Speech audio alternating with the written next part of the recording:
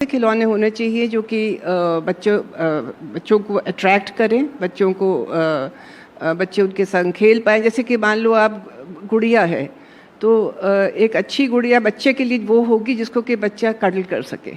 उससे बच्चों का सोशियो इमोशनल नीड्स का बहुत पूर्ति होती है। लेकिन वो नहीं होगी जो कि एक हम डॉल उस पे केस में रखते हैं ना, जैसे बारबी डॉल है या जापानीज डॉल है, वो सजाने के लिए अच्छी है लेकिन बच्चों के खेलने के लिए नहीं है। उसी तरह से अगर हम कहें कि छोटा बच्चा है उसके लिए छोटी बॉल चाहिए, वो नहीं, छोटे बच्चे के लिए बड़ी बॉल चाहिए क्योंकि वो आराम से पकड़ सकता है। तो बच्चों की जो लेवल है उसकी भी जानकारी होनी बहुत ज़रूरी है कि क्या बच्चे के लिए अप्रोप्रिएट है।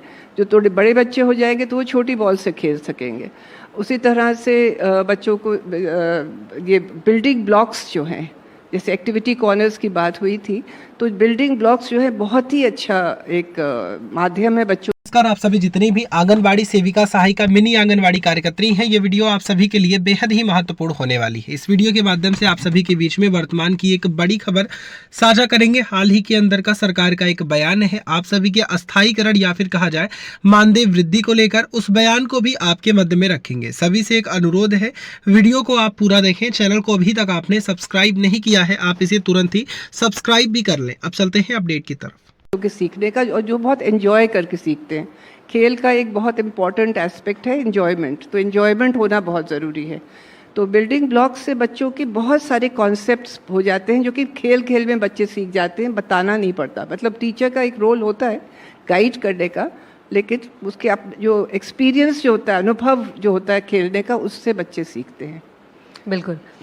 यहाँ पर मैत्री मैम, आपसे मैं ये भी जानना चाहूँगी कि प्रधानमंत्री ने national action plan for toys वो लेकर आए थे, उस पहल के बारे में बताएं और सरकार क्या उससे अचीव करना चाहती थी और किस तरह के परिणाम उससे देखने को मिले हैं शुरुआती दौर में कम से कम। जी, तो national action plan for toys launch किया गया था सितंबर ऑफ 2020 में, जिसमें 14 ministries have come together in a one of a kind collaborative approach, जिसमें 21 एक्शन पॉइंट्स डिज़ाइन की गई हैं depending upon each ministries strength. तो ये जो 21 एक्शन पॉइंट्स हैं, these cover the whole value chain of a toy, right from using toys as a learning resource to designing and manufacturing of toys to promotion of indigenous toys to finally trade and investment.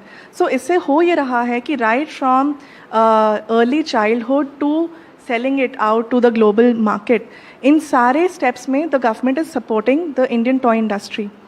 अगर हम देखें कि क्या की initiatives ली गई हैं इस संदर्भ में, एक mystery shopping exercise conduct करी गई थी in 2019, जहाँ पे 33% of the toys that were actually under consideration only passed the quality standards. Cut to 2023, जहाँ पे 85% of the toys have actually passed the test. So इससे हमें clearly पता चल रहा है कि there has been a development in the quality standards of toys. अगर हम देखें using toys as a learning resource या development of toy based pedagogy, ये सब चीज़ें पहले हम सुनने को नहीं हमें मिलती थी, बट अभी given the focused approach on the specific sector, ये सब चीज़ें भी डेवलप हो रही हैं। बहुत सारे क्लस्टर्स हैं अक्रॉस द कंट्री जो सपोर्ट की